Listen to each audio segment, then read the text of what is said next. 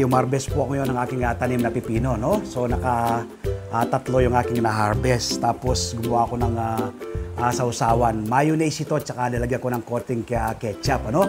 Masarap din po yung lagyan ng yung suka, lagyan ng konting asukal, ano? Tapos, isasawsaw nyo po, ano? Yun po yung inyong magiging dressing. Pero, ito po, ano? Mayonnaise, nilagyan ko ng konting ketchup, isang ating gagamiting dressing, ano? So, ito po yung ating kakainin na pipino. Wala na pong iwa-iwa, ano? Ito na mismo ating kakainin. Lagyan ng konting dressing.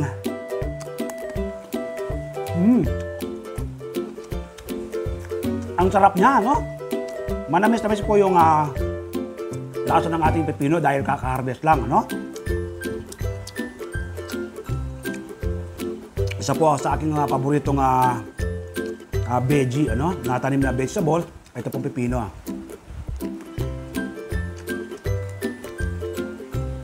Ang sarap!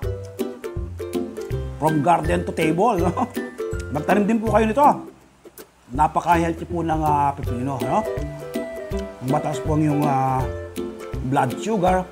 Makakatulong po yung pipino para mag-normalize ang yung blood sugar, no? Sarap!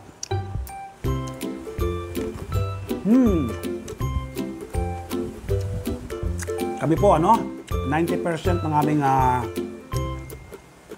kinakain na gulay, hindi na po namin binibili. Kinukuha lang po sa garden, Ngayon pong tagulan, marami po akong mga tanim na gulay. Tingnan nyo po kung anong pwede ngayong tagulan, Meron po akong unang post dito na pinasilip ko po yung aking veggie garden, aking vegetable garden. Nag-tour po ako sa aking vegetables garden. So, pwede nyo rin pong gayahin ng mga tanim ko ngayong tagulan. Isa pong maganda dyan, ito nga po, pipino, maganda. Yung patola, maganda rin yan. Upo, so ngayong tagulan po, maganda yan.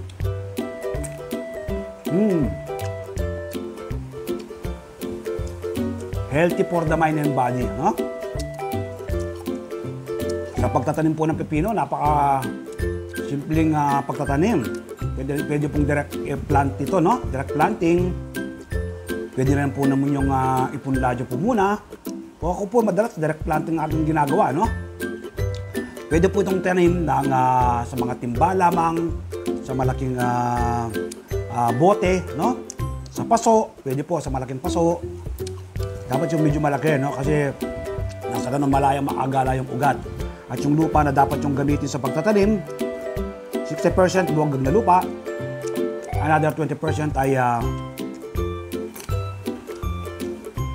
vermicast, Tapos, maglagay din kayo ng 20% na kokopit. Ang vermicast po, paunang pataba. Ang kokopit naman, mapapanatili pong buwagagang lupa ng ating mga tanim na alaman na sa ganun malayang makagala ang kanilang mga ugat, Sa seeds naman po, pwede kayong makabili sa SM Supermarket, Mayroon pong nabibili kayong seeds ng pepino at iba pang green leafy vegetables.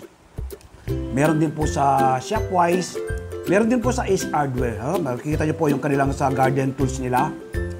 Meron din po silang mga seeds na binibenta sa Ace Hardware. Napakasarap.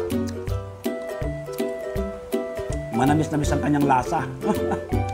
Hindi ka na po bibili sa merkado, Makakatipid ka na. Masustansya pang pagsasaluhan ng buong pamilya. At isa pa, makakatulong ka pa sa pagpreserba sa ating inang kalikasan. Magtanim din po kayo ng inyong sariling pagkain. Happy farming po! God bless!